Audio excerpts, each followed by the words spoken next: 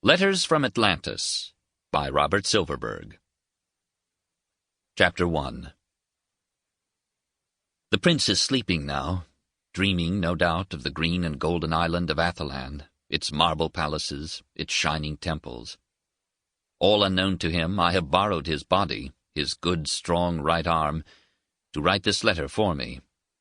So, from somewhere in what I think is Brittany or Normandy, on what I think and assume is Christmas Eve in the year 18,862 B.C., greetings and Merry Christmas, Laura. Will this ever reach you out there in the frosty eastern land that will someday be Poland or Russia?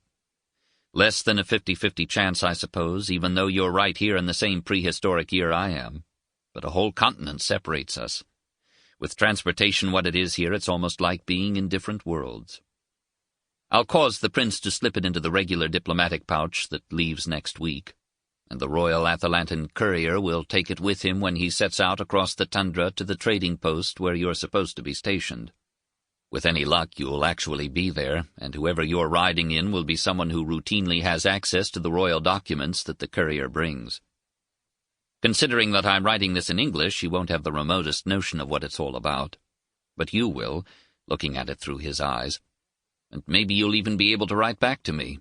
My God, that would be wonderful, getting a letter from you. We've only been apart a little while, and already it seems like forever. I suspect that the chances of my actually working out any sort of regular communication with you back here, or any communication at all, really, are very, very slim.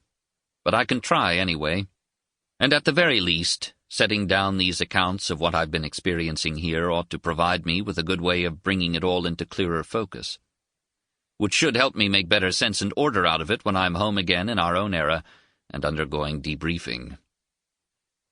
This is the 7th day of the mission. So far, everything's moving along pretty well. First there was the time hop trauma to deal with, of course. That was a stunner. Though actually not as bad as I was expecting.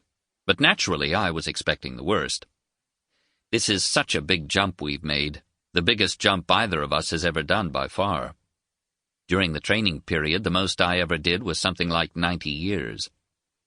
This is a jump of 180 centuries. So I figured I'd come slamming into the prince's mind behind a head of steam strong enough to knock me cold for a week. And in fact it was pretty rough, let me tell you. The tuning was perfect. Of course, the purpose of all the preliminary time search scouting work was to locate a member of the royal family for me to use as my host. And they managed... Sample complete. Ready to continue?